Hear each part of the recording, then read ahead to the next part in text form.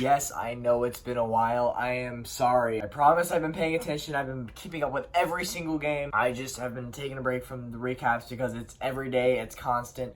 I just needed a break, but I'm back now. And I want to talk about a lot today. So, first of all, obviously, we're going to talk about the game. But second of all, I want to talk about this whole wild card race in October and just the craziness of all. of it. So let's get into it. The Rays.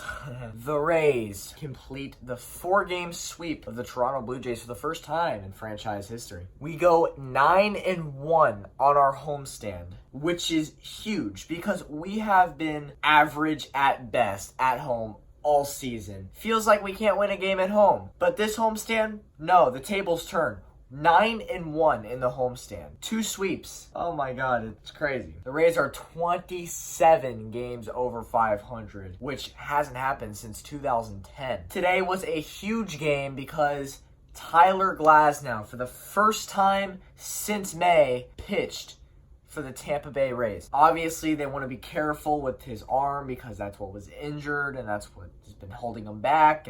And so they didn't let him go very long, but he did go 2 innings. He allowed 1 hit, 2 runs, 2 walks, 5 strikeouts. It's pretty good. Could have been better, but you know, dude's coming back from injury. Obviously, you're not going to expect him to be lights out. In the bottom of the first, Austin Meadows hits a home run. 1-0 Rays. Austin Meadows is red hot right now, by the way. In the top of the second, Randall Grichuk hits a 2-run homer. Toronto takes a 2-1 lead. In the bottom of the second, Daniel Robertson triples. Kiermaier and Adames score the Rays, retake the lead 3-2. In the bottom of the fifth, Avisail Garcia would hit a ground rule double, driving in Joey Wendell. 4-2 Tampa Bay. G-Man Choi then hits a sacrifice fly, driving in Austin Meadows. 5-2 Rays. Travis Yes would then double, making it 6-2 Rays. In the bottom of the seventh, Avisail Garcia hit an absolute moonshot, a 456-foot home run. 8-2 Tampa Bay. And then in the top of the ninth, Vladimir Guerrero would hit a single, driving in Tellez and whatever, 8-3. That would be your final score. The Rays go 9-1 on the homestand. They complete the 4-game sweep against the Toronto Blue Jays. For the last few seasons, this is the time of year where the Rays are usually 5, 6, 7 games back out of the wild card, and then the NFL season starts, and then I'll start focusing more on the NFL season because I know that pretty much the Rays are done. This year is different. This year the Rays are at the wild card spot. This year the Rays have a good chance of playing in October. So instead of me not giving a fuck about the Rays game today and only focusing on the Chiefs, no, when I was at the Chiefs game today, I was on my phone every 5 minutes checking the Rays score. Because this is an exciting team. And I want to see my Rays in postseason baseball. It hasn't happened since 2013. The last time we played a playoff game was at Tropicana Field against the Red Sox in 2013.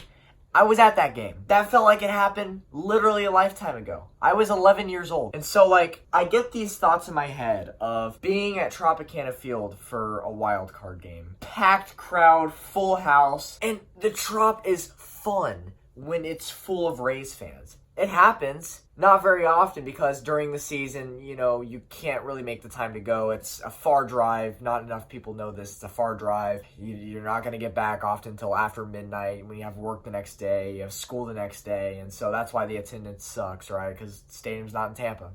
We all know this. Some people don't. They should. But for a wild card game, people will show up. People will make the time. I'm telling you, Tropicana Field will be packed with Rays fans for a wild card game. And so, I'm getting these images in my head of me, at the Trop in a wild card game, packed house, and it's just so awesome to think about it. Knowing that might very well be a reality pretty soon. And then I get these other images in my head of, the Rays being on a road in the ALDS or whatever against whoever it might be. And sitting at home with all my friends, watching it on TV, going crazy whenever the Rays score. I just get these images in my head of October Rays baseball. And it just sounds so fun. And honestly, if I have to choose between a Tampa Bay Rays playoff game or a Chiefs game, I might just choose to watch the Rays game. Let's take a look at the wild card race, shall we? All right, so Boston is 7.5 games back. Let's be real. The chances of them being in the playoffs this year is very unlikely. It's not very often at all when you see a team this time of year that far back make it to the playoffs. Rarely ever happens. And so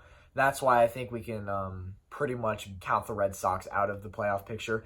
It is down to these 3 teams. The Cleveland Indians, who are a game and a half back in the second wild card spot. the Oakland Athletics, who hold the second wildcard spot, and the Tampa Bay Rays, who hold the first wildcard spot. The Rays have a 1-game lead, and so basically it's all within, all three of these teams, all within like 2 games of each other. It's crazy. I'm just going to say this, all 3 of these teams deserve to make the playoffs this year. Because if you look at the National League's wildcard teams, their records are nowhere near as good as these 3 teams are. Cleveland, Oakland, Tampa, all 3 of them deserve to make the postseason. One of them will not, though.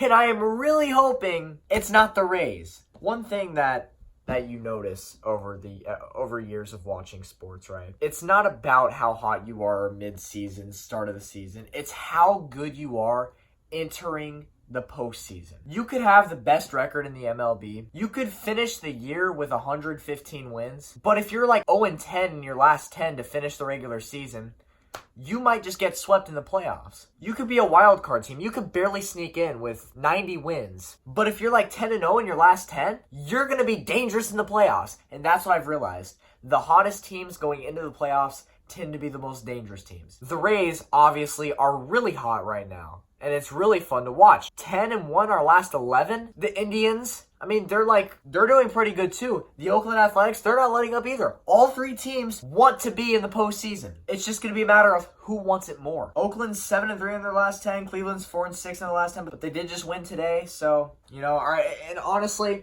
if I had to predict right now who I think the 2 wildcard teams are going to be, I'd probably say Oakland and Tampa. Just because Tampa swept Cleveland and it kind of killed their momentum a little bit, you know what I'm saying? Cleveland could very well get hot again and have more wins than the Rays, and the Rays miss out. I'm not counting that out at all. Anything can happen. October baseball is always fun to watch regardless of who's in it. But if my Rays are finally in postseason baseball for the first time in 6 years, I'm going to have a fun time. So anyways, Rays up, Rays win this one. The Rays start a 3-game series versus the Texas Rangers starting tomorrow. So let's see if I can stay on track and get these daily recaps out once again. I will see you in the next video. Peace out.